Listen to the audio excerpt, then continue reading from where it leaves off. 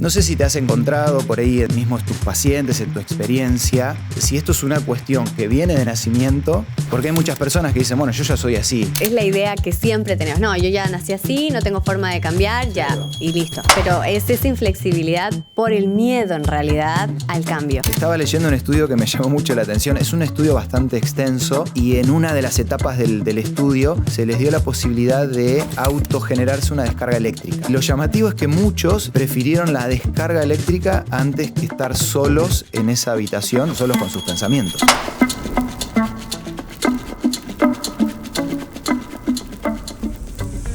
¿Alguna vez sentiste que tu peor enemigo no estaba afuera sino adentro tuyo?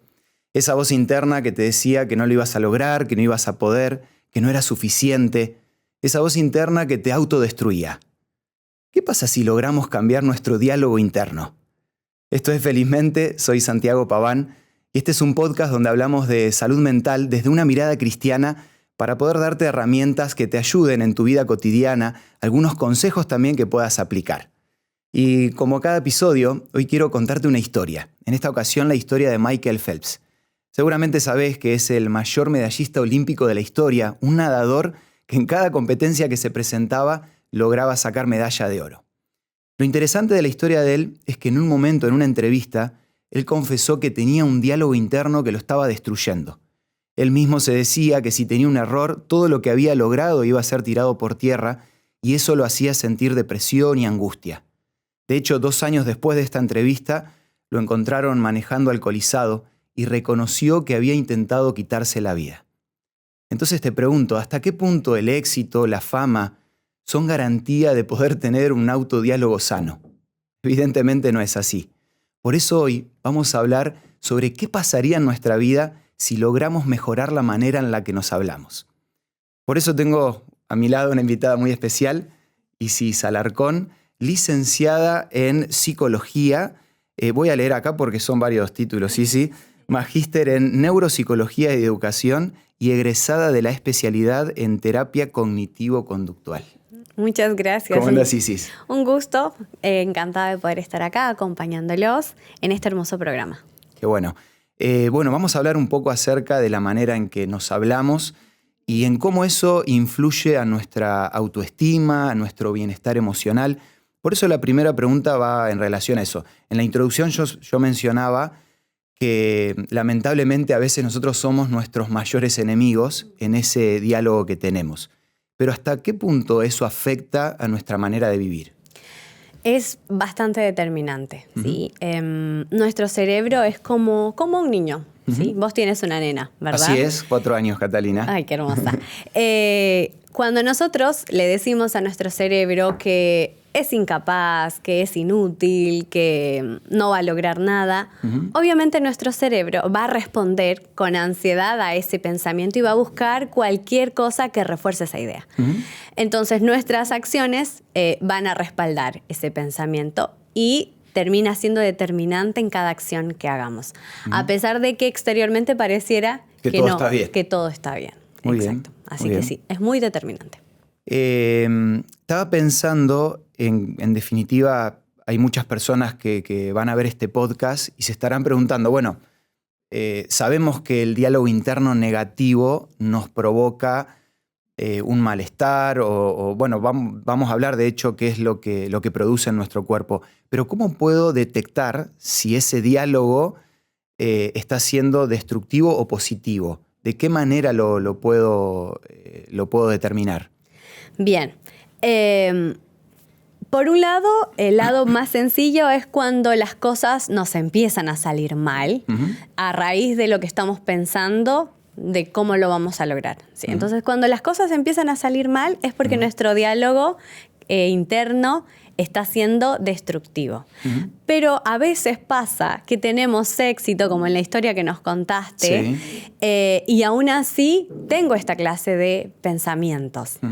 Entonces, ¿cómo identifico si es bueno o malo? Porque igual me está permitiendo alcanzar éxito. Claro. En realidad, cuando en lo privado yo me siento mal con esas ideas, me pongo triste o me irrito o estoy constantemente ansioso, intranquilo, y eso poco a poco se va a ir notando en mis acciones, volviendo a la misma historia. Entonces van respaldando que eso que yo pienso sobre mí no está siendo saludable. Entonces, a veces me puede llevar a alcanzar el éxito, pero no lo disfruto. Claro.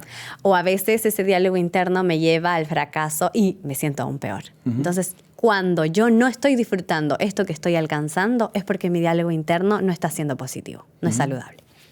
Me parece interesante en relación a lo que mencionás, y tomando también la historia que contaba en la introducción, porque por ahí mucha gente que no se detiene un segundo a evaluar ese diálogo interno piensa que todo está bien, pero siente angustia, siente depresión o muchas otras emociones o sentimientos que pueden surgir.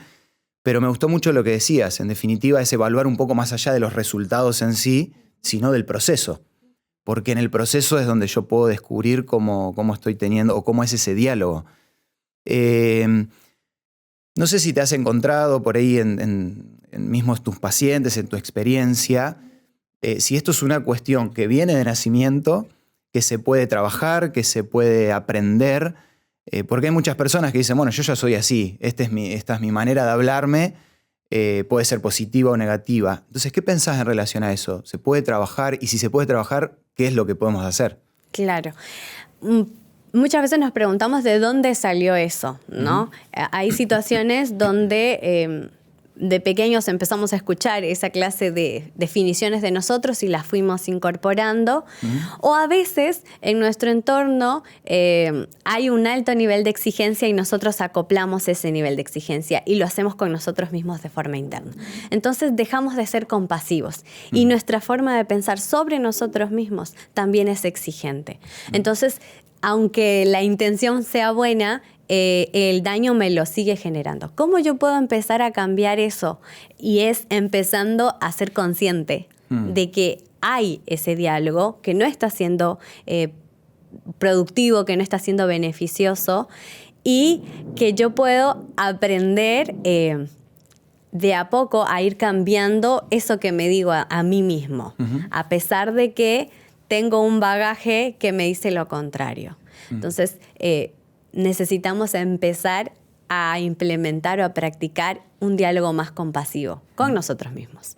Me quedo con lo que decías en la primera pregunta que te hacía, de que somos como niños. En otras oportunidades escuché que somos como una esponja, que absorbemos todo lo que nos rodea.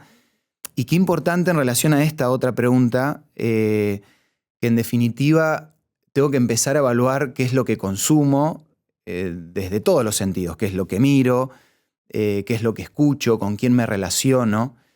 Y creo que eso también es fundamental, sumando a lo que vos decís, de qué manera yo puedo ir examinando mi diálogo interno y a su vez evaluando qué es lo que consumo para que al encontrarse esas dos cosas, entre la evaluación personal y lo que consumo, pueda ir construyendo desde cero o ir transformando en ciertos casos la manera en que me hablo. Hay un estudio que realizó un profesor en psicología, Ethan Kross, no sé si alguna vez escuchaste o por ahí te suena, que justamente él habla de la importancia de hablarnos en tercera persona. No sé si escuchaste alguna vez acerca, por ahí no del estudio, pero de esto de la importancia de hablarse en tercera persona. ¿Qué me puedes decir en relación a eso? En realidad es increíble por el hecho de que, por ejemplo, nosotros si tenemos un amigo que está pasando por un mal rato o tuvo un fracaso, solemos ser compasivos y le decimos, no, dale amigo, la próxima va a salir bien, no te preocupes. Incluso por más de que pensemos otra cosa, uno suele tratar de tener palabras. Suele ser compasivo.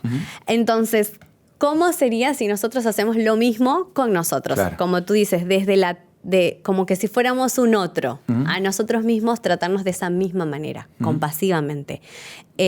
Cuando nosotros lo empezamos a practicar, si bien al principio uno puede decir, ¿de qué me puede servir hablarme yo en tercera persona?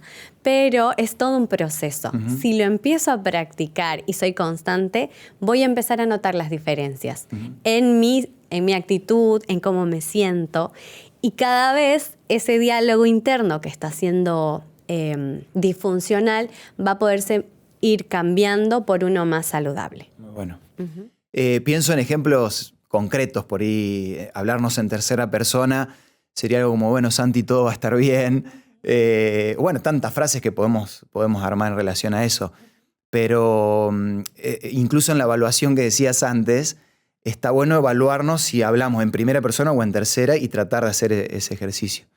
Y si vos sabés que a mí me encanta, de hecho soy licenciado en teología y me encanta ver cómo la Biblia aborda estos temas, y también la Biblia avala un poco lo que estuvimos hablando desde la ciencia, desde la psicología, y hay varios textos que voy a ir citando en la charla que estamos teniendo, pero ahora quiero traer a la memoria de aquellos que ya conocen la Biblia, y si no, para los que nunca la leyeron, que puedan anotar Proverbios 18:21.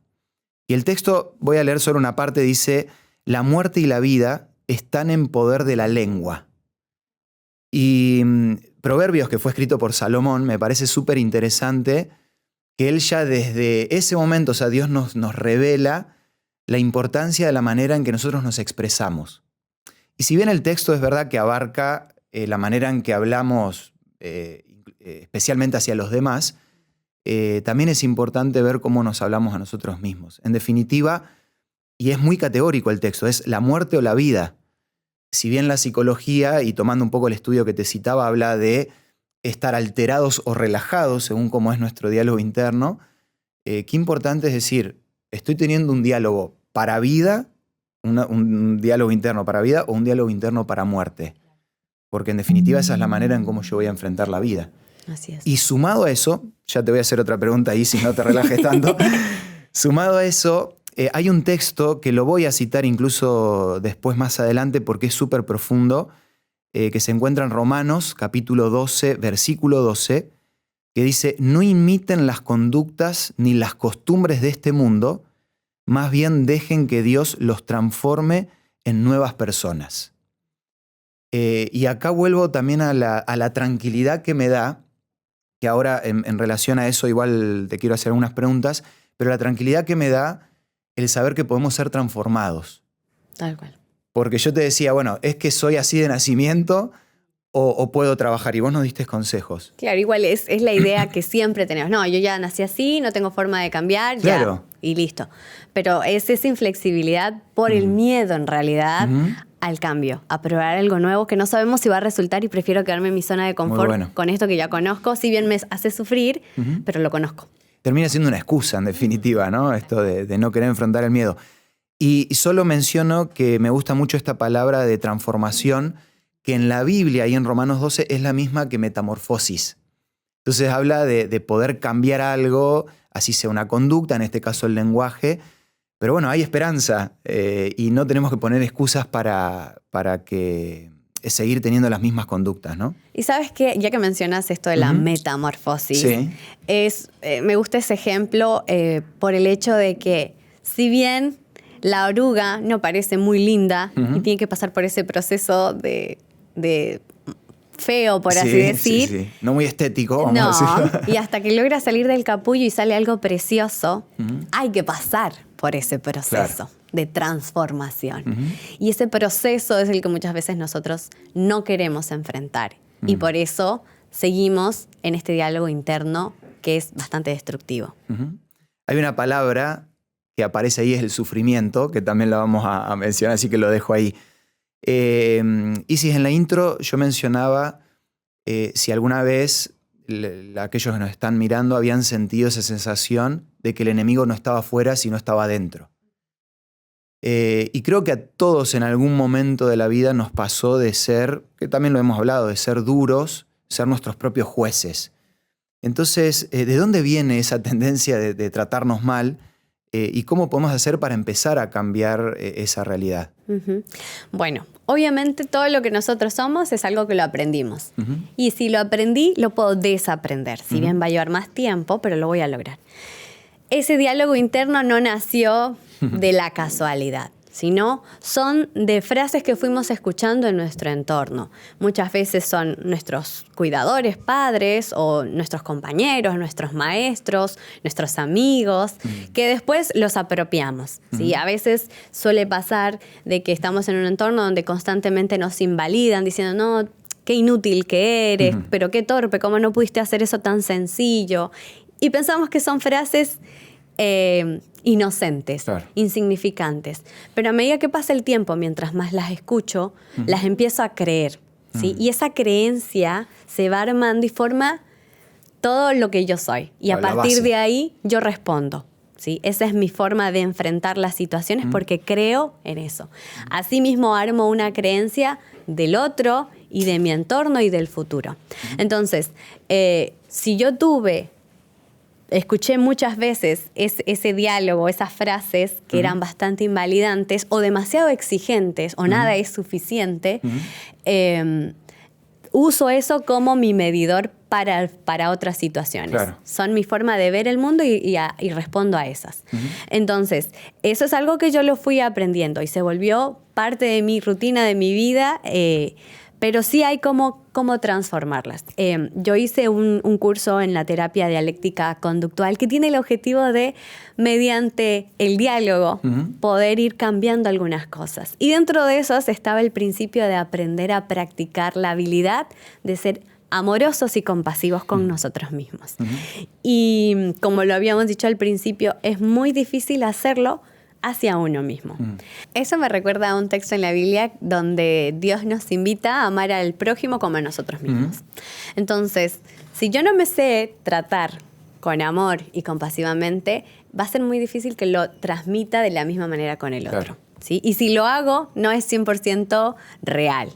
Entonces, lo interesante de esta habilidad es que nosotros aprendamos, ¿sí?, en ese diálogo más reflexivo, interno, a decirnos cosas compasivas. Si algo no me salió, bueno, ok, lo voy a intentar una vez más. La próxima me va a salir. Lo puedo lograr. Parecen cosas sencillas, pero realmente cuando lo logramos, en nuestro cerebro se desencadenan muchos neurotransmisores, como la dopamina, la serotonina, que nos permiten sentir una sensación de agrado, de bienestar. Entonces eso me va a motivar para la próxima vez volver a hacerlo. Y lo empiezo a repetir y a repetir.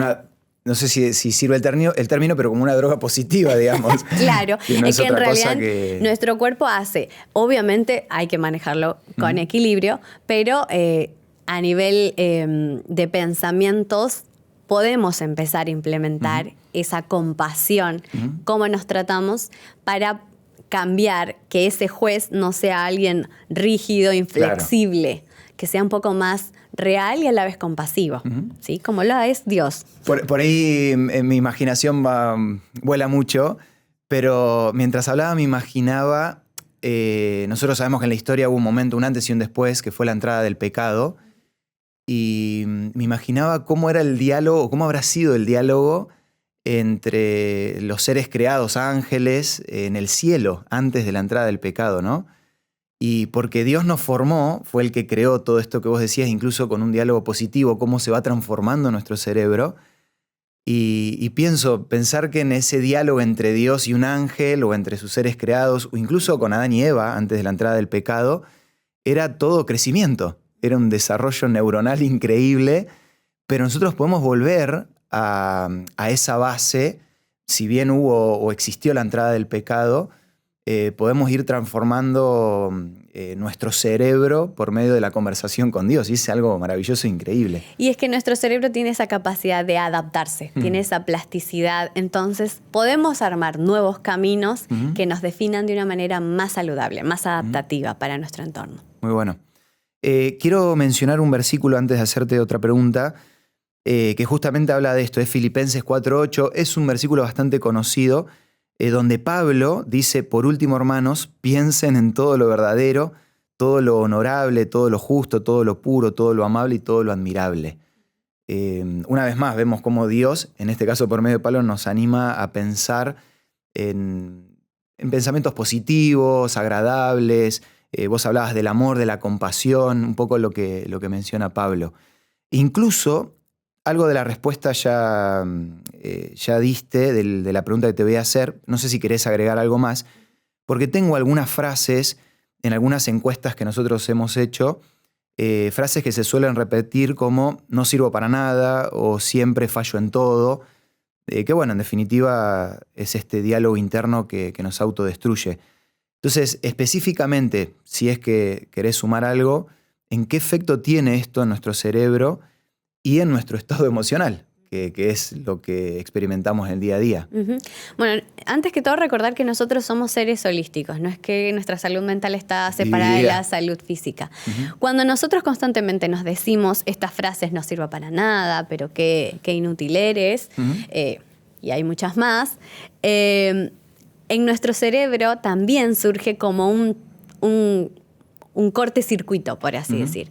Entonces, todo eso nos genera una sensación de desagrado, lo que nos lleva a evitar esas situaciones para uh-huh. que estos pensamientos no se activen, o cuando los enfrentamos una y otra vez porque decimos, no, listo, ya, no tengo solución, uh-huh. lo hago como puedo, solemos incluso tener afecciones físicas, ¿sí? Por esa tensión, por ese desánimo, esa desmotivación o ese alto nivel de estrés que nos generamos por esos pensamientos exigentes.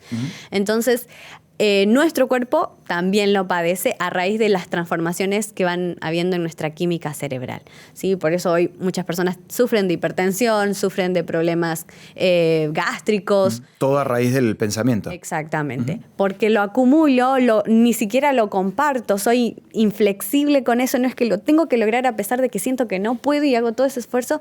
Y hay incluso personas que hasta tienen problemas, o constantemente se resfrían, o tienen problemas en la piel. Entonces, nuestro cuerpo va respondiendo a ese diálogo interno que es destructivo. No solo hay una alteración a nivel cerebral de pensamientos, ¿sí? De cerebro, sino a nivel físico también se va notando. Entonces, si nosotros constantemente le decimos eso a nuestro cerebro lo va a terminar creyendo y nuestro cuerpo también se va a ir destruyendo. La verdad que es un desafío enorme, porque si nos ponemos a pensar, somos con la persona que más hablamos. Entonces va a determinar mucho de cómo está nuestra salud, en la manera, en cómo es ese autodiálogo del cual estamos hablando. Quiero ir un poco incluso más allá, porque estuvimos hablando de los efectos que causa en nosotros. Pero, Isis, ¿qué resultado tiene nuestro autodiálogo en relación a cómo nos relacionamos con los demás? Pueden haber dos resultados. Por un lado, puede estar el hecho de que yo tengo ese pensamiento, no sé, tengo un desafío y pienso que no lo voy a lograr, me sale mal porque obviamente mi cerebro va a responder a esa idea, cometo un error y cada vez es constante y mi entorno observa eso. Entonces también me definen como alguien incapaz, como alguien poco motivado. Entonces, eso lo empiezan a creer y muchas veces nosotros lo notamos, lo escuchamos y termina reafirmando esa idea que yo ya tenía. Entonces se refuerza tanto que si yo no intervengo y empiezo a hacer cambios, me van a seguir destruyendo y más adelante va a ser más difícil la brecha se va haciendo más cambiar. Profunda. Claro. Entonces, mi forma de pensar sobre mí mismo se va a notar en mi entorno y ellos lo van a ir reforzando por mis respuestas. Claro. Y por el otro lado puede ser que así como yo me trato mal, yo también voy a tratar mal al otro. Y eso suele pasar también mucho, se nota en el trabajo o en las escuelas con los niños problemas que se llaman, que en realidad ellos vienen de escuchando un diálogo destructivo, lo incorporan y lo transmiten. Claro. Entonces hay esos dos lados, ¿sí? Y en cualquiera de los dos, el entorno termina reafirmando esa idea. Claro. Sí, o sea, en definitiva se ve afectada a las relaciones. También. Que por una o por otra terminamos o aislándonos o reaccionando mal. Bueno, depende cómo sea la situación. Vuelvo a retomar, en relación a lo que decías, un texto que me gusta mucho y creo que es el texto central de todo lo que estamos hablando en Romanos capítulo 12, versículo 2. La primera parte que leía dice, no se conformen a este mundo, sino transfórmense. Ahí hablábamos de la metamorfosis. Pero después el texto termina y dice, por medio de la renovación de su mente. Y también creo que es un aspecto a tener en cuenta desde la parte teológica, que es la transformación es el cambio que todos necesitamos. Es decir, bueno, tengo que hacer un freno, un parate, autoevaluarme y ver cómo está ese diálogo interno. Pero a partir de ahí tengo que empezar la renovación. Y vuelvo a lo mismo, la verdad que esto desde una perspectiva bíblica y de nuestra relación con Dios da una esperanza enorme, porque esa renovación, si yo la logro hacer con Dios, que creo que acá está el secreto del autodiálogo, porque en definitiva no estoy solo, no estoy sola. Más allá del apoyo que pueda tener un profesional, siempre Dios va a estar a disposición para lograr esa transformación del principio, pero luego la renovación. Entonces también animarme a mí mismo me ayuda para animarme, pero para todos los que nos están escuchando, decir no estoy solo en ese autodiálogo, siempre y cuando abra las puertas para que Dios pueda ayudarme a trabajar en eso, ¿no? Claro, y en eso de hablar con Dios es parte también de tu diálogo interno. Claro. Y cuando nos abrimos a intentar hacer esa renovación, esa reflexión, permitimos que también nuestros cerebros se hagan procesos donde vuelven a evaluar esas situaciones y si eso está acompañado con lo espiritual, va a ser más, volvemos y repetimos, más compasivo, más beneficioso para la persona que lo empieza a experimentar. Muy bueno. Estaba leyendo un estudio que me llamó mucho la atención. Es un estudio bastante extenso, que la idea era estudiar el comportamiento de las personas cuando estaban en soledad.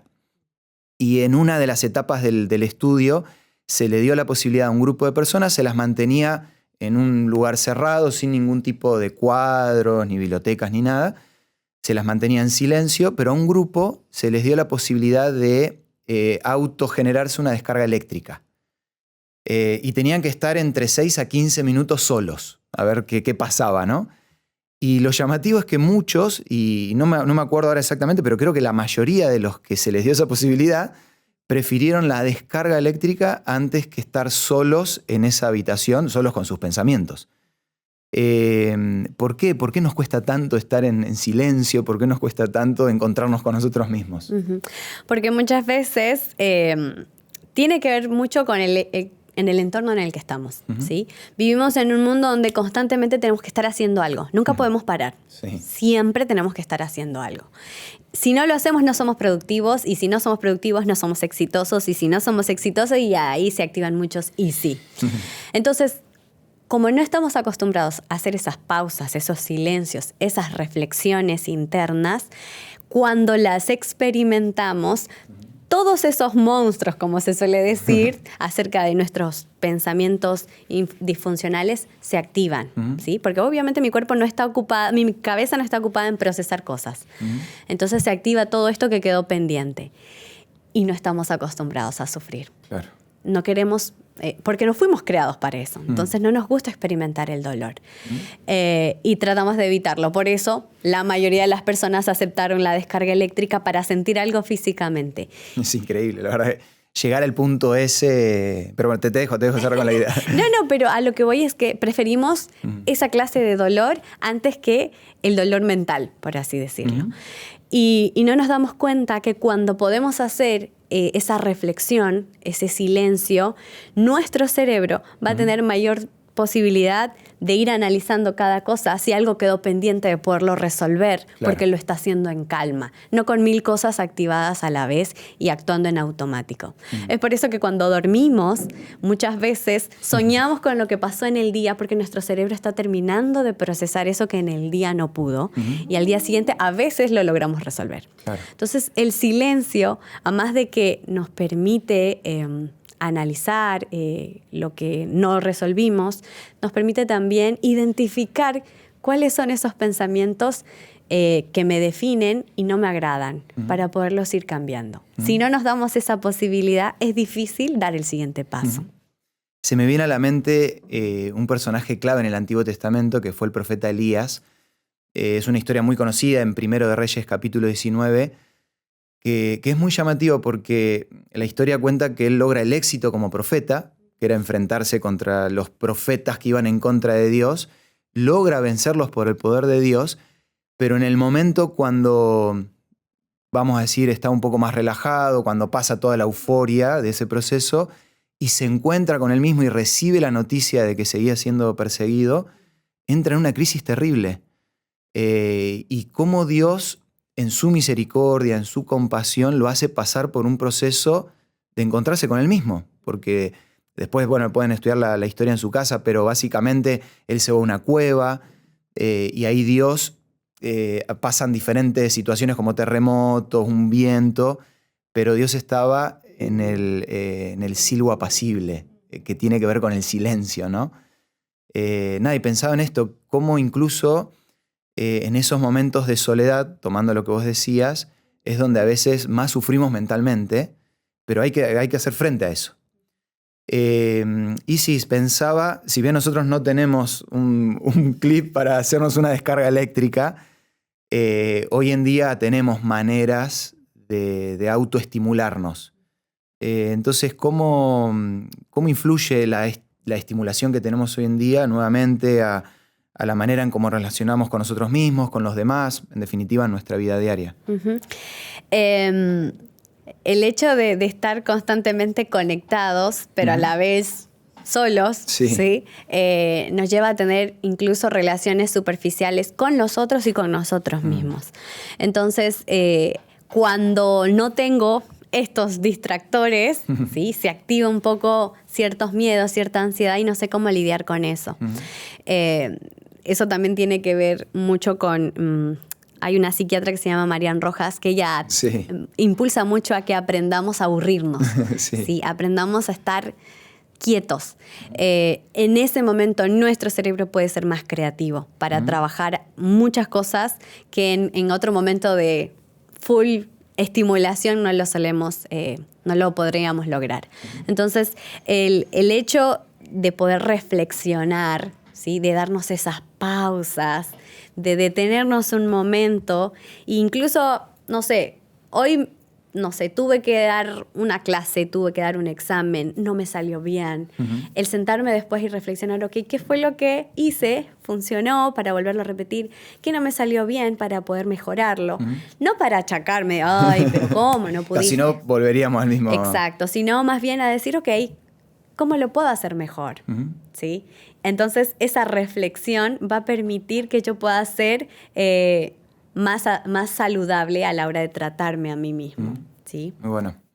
Pienso volviendo al ejemplo que te decía de Elías, cómo Dios se encargó de darnos promesas en la Biblia que nos ayudan un poco a esto. Es decir, bueno, si por alguna razón termino el día y pasé por una situación difícil, tal vez no tengo nada positivo para rescatar desde nuestra mirada humana, pero ahí es donde vuelve la parte espiritual de decir, bueno, el abrir la Biblia, el leer una promesa, ya cambia o me ayuda a no tener que recurrir a algo que sea celular, televisión, o incluso a veces hasta la lectura misma, que es algo súper positivo, pero no me doy el tiempo para relajarme y trabajar en soledad, también me pierdo la posibilidad de ver cuál es la salida que Dios me está dando. Entonces, un proceso muy lindo de hacer es esto, decir, bueno, paro, si por alguna razón no puedo rescatar nada, siempre está esa promesa bíblica o la ayuda que Dios me puede dar. Como sin duda lo hubiese logrado Elías, si al momento de parar se hubiese dado cuenta que salió victorioso de tremenda prueba y que la prueba que estaba por venir también la iba a poder vencer si recordaba que Dios había estado con él, ¿no? ¿Qué pasos podemos dar, Isis, para empezar a disfrutar un poco más el estar en silencio con nosotros mismos? Como concepto general, aprender a vivir más conscientemente. Y eso significa, por ejemplo, si estoy caminando de la casa al trabajo o en el centro, el aprender a observar, ¿sí?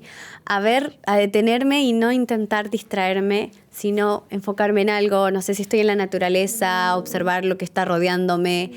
Y esa sensación de detenerme a hacer una cosa a la vez me va a permitir estar más en calma. Si eso lo hago también con mis pensamientos, me va a permitir no juzgarlos, observarlos, analizarlos, pero no juzgarlos, porque lo que siempre hacemos es juzgarnos. Claro.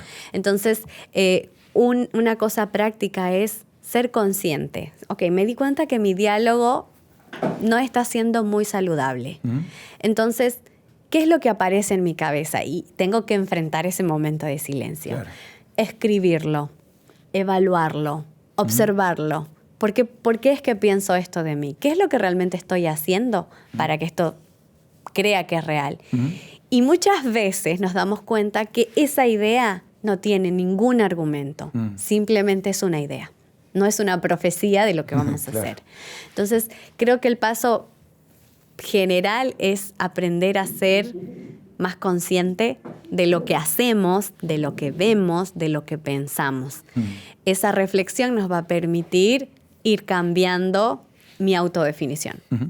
Pues sabes que en mi caso, justo mi esposa es psicóloga también, nos estuvo acompañando en algunos episodios, y ella, un ejercicio que suele hacer, y lo hacemos a veces con Cata, nuestra hijita, es el salir a caminar y no empezar a hablar de lo que vamos a hacer mañana, pasado, sino en centrarnos en las cosas que vamos viendo, que vamos sintiendo, que vamos experimentando.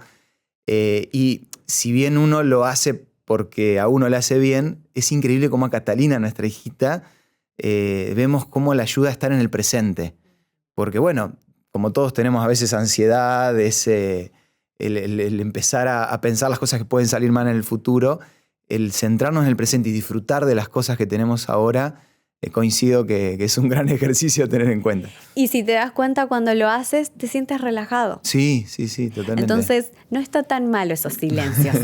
Como que permitamos que nuestra cabeza pare un momento y simplemente contemplemos. Es realmente relajante.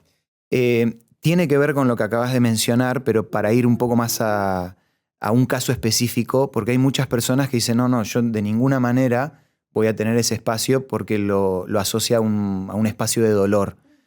Entonces, ¿qué estrategias específicamente para una persona que tiene este pensamiento pueden ayudarla a un poco cambiar esa percepción o esa idea, ¿no? Como inicio de ese proceso, sigo insistiendo, escribirlos. Si de última todavía no los quieres analizar porque no te sientes fuerte para enfrentar esos pensamientos, escribirlos y después destruí ese papel. Al finalizar tu día, piensa en 3 cosas buenas que te salieron, que disfrutaste, que vayan anotando ahí, ¿no? Ya va teniendo varios tips. Sí.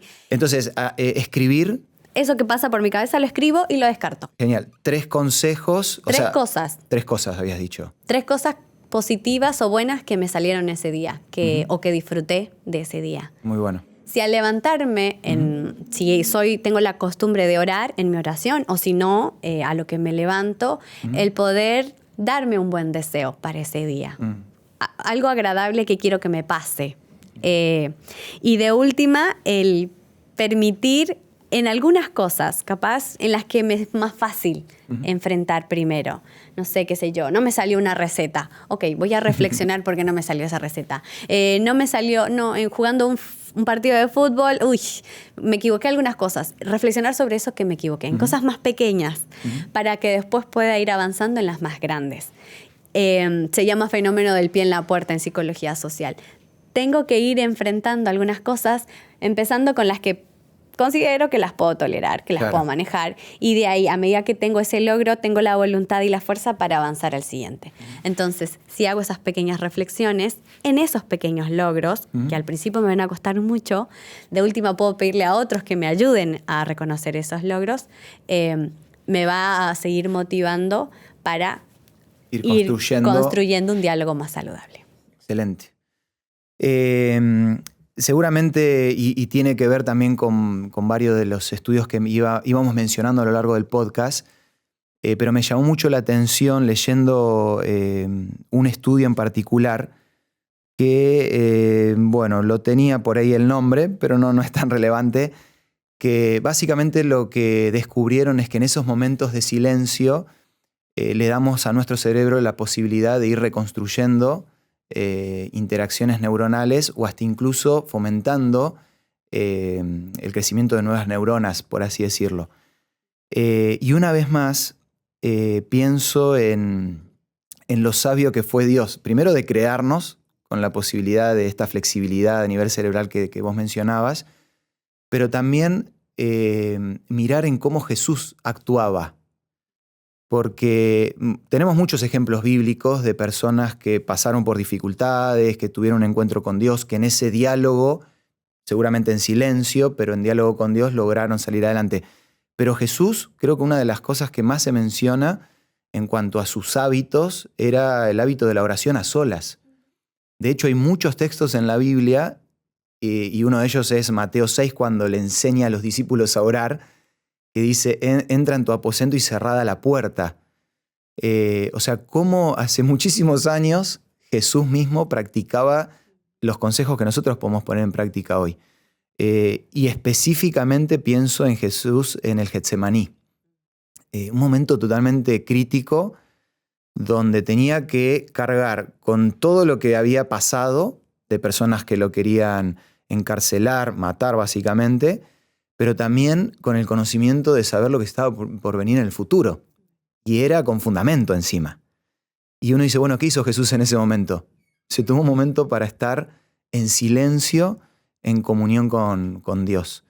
Tal vez incluso pienso, para el que no es creyente, pueda hablar de meditación, de, bueno, varios términos que se aplican. Pero científicamente, cuando yo lo hago con Dios y teológicamente, es cuando ese ciclo se termina de cerrar. Porque al escuchar la voz de Dios mata voz de hombre. Si yo creo que no valgo, Dios me dice, yo te amo. Si creo que no soy suficiente, Dios me dice, Santi, lo vas a lograr. Y para mí el sumum de todo eso en el autodiálogo es, Santi, entendé que en tu debilidad yo soy fuerte. Yo puedo demostrar mi fortaleza. Y sabes que hay un versículo que me encanta, siempre lo comparto, y tiene que ver con esto de los pensamientos. Dios tiene pensamientos de bien para nosotros, para que podamos ser felices. Entonces, si Él lo hace, ¿por qué nosotros no podemos hacer lo mismo? Tener pensamientos de bien hacia nosotros mismos. Excelente, Isis. Bueno, hemos pasado por varios puntos, varias preguntas. Tengo incluso varios textos bíblicos también para mencionar, pero los vamos a dejar para otro podcast. Básicamente el mensaje que queremos transmitir es que podemos transformar ese diálogo interno, podemos cambiar nuestra manera de pensar. Tenemos que ser pacientes, ir trabajando poco a poco, como nos decía Isis, trabajando con la ayuda de especialistas. Hay casos ya profundos, de años, con infancias duras también, que sí o sí recomendamos que puedan atenderse con psicólogos y ellos mismos, psicólogas, y ellos mismos puedan ir ayudándolos. Santi, te quiero lanzar un desafío. Bien. Te iba a decir, Isis, porque justamente ahí está el secreto. Tratamos de dar un desafío al terminar el programa, así que gracias por hacerme acordar. ¿Cuál es el desafío, Isis? El desafío lo vamos a hacer primero nosotros para que los que nos escuchan o nos están viendo también lo puedan practicar. Dale. Va a ser algo fácil, ¿no? Sí, es bien, fácil. No me la compliques, sí que... Solo dos cosas. Dale. Quiero que te desees algo lindo, algo bueno para hoy y que quiero que agradezcas o reconozcas algo bueno que te pasó ayer. Bien. Pensalo. Yo quiero agradecer porque ayer tuve una consulta que era médica, que era bastante desafiante, y agradezco porque sentí que Dios estuvo conmigo en ese proceso. Bueno. Aunque el resultado no fue lo que yo quería, pero pude sentir esa compañía de Dios y me fortalecí. Así que agradezco porque lo pude hacer, porque no lo evité, porque lo enfrenté y después pude estar en calma. Muy bueno. ¿Y qué me deseo para hoy? Espera, hacemos un paréntesis. Déjame agradecer algo a mí. Dale. Vos vas con el deseo y yo con mi deseo. Bien. Yo agradezco. Ayer fue un día muy lindo porque llegaron mis suegros de visita, van a estar a lo largo de la semana. Y lo iba a expresar y no se lo dije, pero así que lo hago ahora, en algún momento lo va a ver a mi suegra. Mi hija Catalina estaba jugando, pintando, y estábamos mis dos suegros, mi esposa y yo sentados alrededor de ella. Y por un momento me puse a ver cómo mi suegra la miraba a Catalina, la única nieta, imagínate.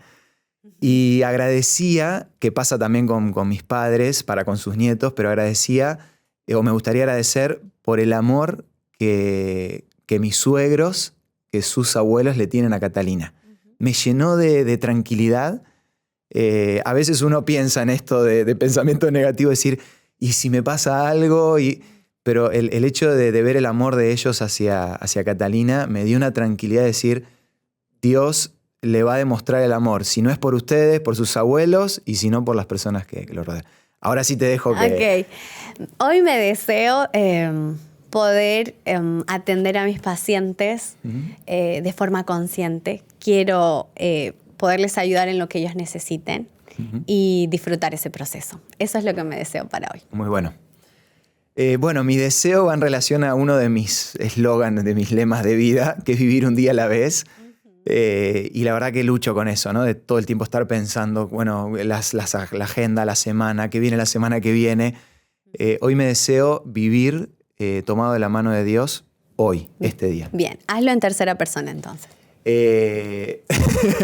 Santi, te deseo que hoy vivas como si fuera el único día que puedes vivir tomado de la mano de Dios. Muy bien. Excelente. En tercera persona, como habíamos dicho al principio. Isis, deseo que hoy puedas disfrutar del tratar a tus pacientes y que puedas estar presente para ellos. Excelente, excelente. Bueno, animamos a todos los que están acompañando allí en el podcast que puedan hacerlo en su casa. Lo dejamos como tarea.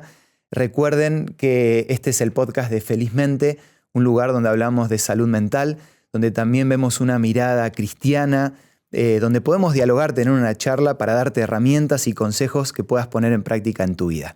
No te olvides de suscribirte a este canal, compartilo también si te gustó, si crees que le puede ayudar a una persona, podés compartirlo para que también reciba toda esta información.